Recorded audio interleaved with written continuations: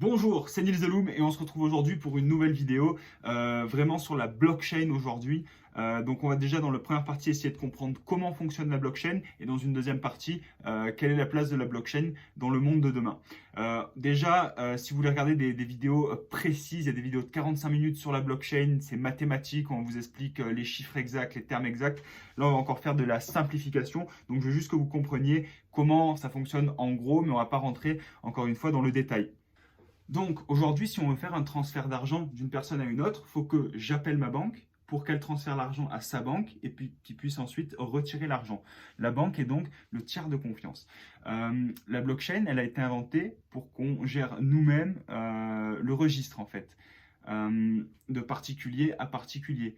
Faire en sorte que ce soit les utilisateurs qui gèrent eux-mêmes leur propre registre et du coup, ça fait que la base de données est complètement décentralisée. Elle est ouverte à tout le monde.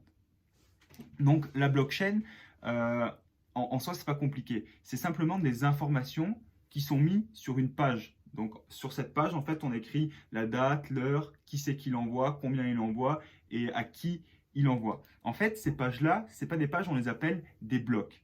Et le fichier où on met toutes ces pages, tous ces blocs, ça s'appelle la blockchain.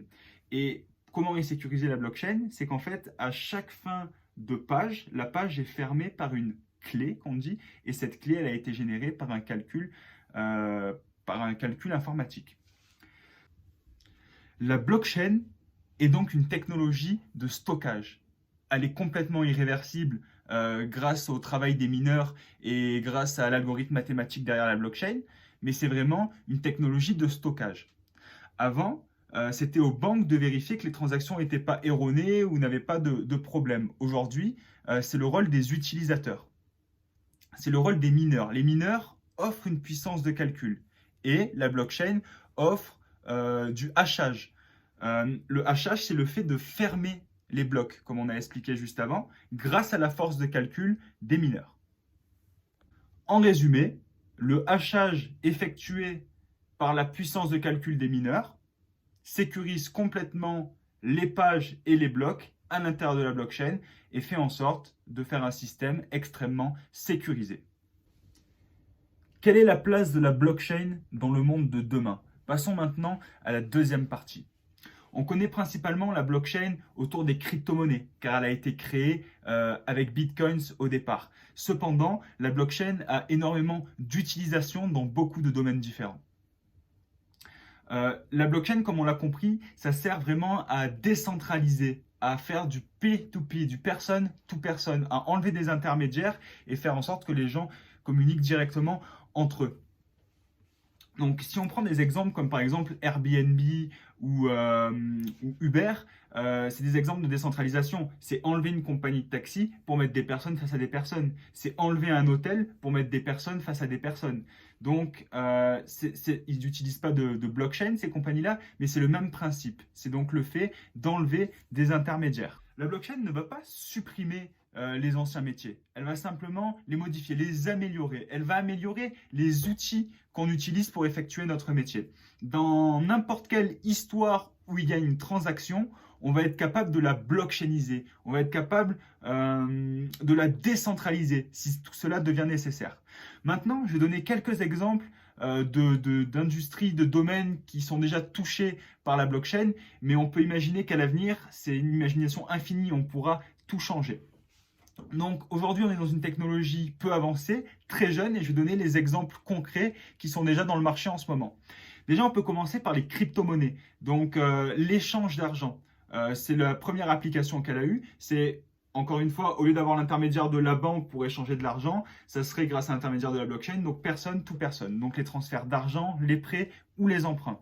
Il y a aussi les assurances. Aujourd'hui, les assurances décentralisées, elles permettent principalement d'assurer des produits et des services à l'intérieur des crypto-monnaies et des échanges d'argent. Mais demain, on pourrait très bien voir des assurances pour le téléphone, le voyage, assurance vie, assurance maison. Et ça, c'est un gros avantage de le décentraliser parce qu'aujourd'hui, tous les utilisateurs d'une assurance payent l'assurance. L'assureur paye ce qu'il doit payer à ceux qui se sont fait assurer et à la fin, l'argent qui reste, ils le gardent pour eux. Demain, avec des pots communs, on pourrait tous mettre de l'argent dans une assurance, encore une fois, payer ce qu'il y a à payer, puis ensuite reprendre l'argent qu'il y avait en trop à l'intérieur du pot.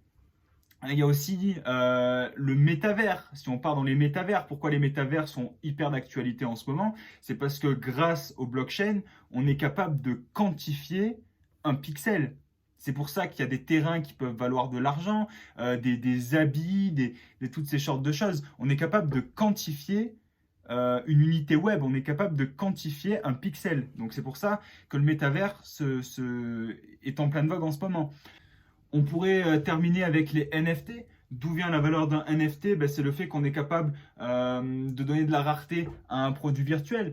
Donc voilà, tous les domaines qu'on va blockchainiser, toutes les industries où on va utiliser la blockchain à l'avenir, va devenir moins coûteux parce qu'on enlève des intermédiaires et on passe de personne à personne.